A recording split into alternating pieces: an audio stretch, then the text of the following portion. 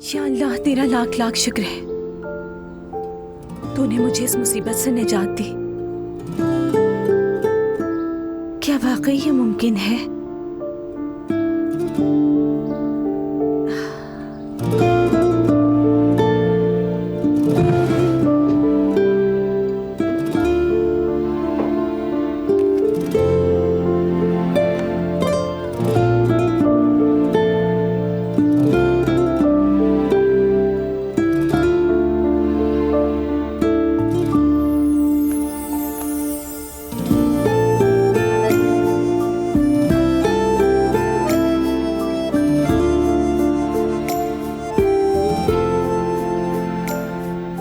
इतनी तकलीफों के बाद खुशी का तस्वुर भी अजीब लगता है।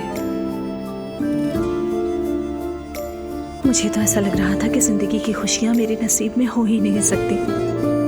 एक अजीब सी कैफियत है। या अल्लाह मेरी मदद फरमा। नहीं, यूं बैठे बैठे सिर्फ शुक्र करने से दिल का बोझ नहीं हटेगा।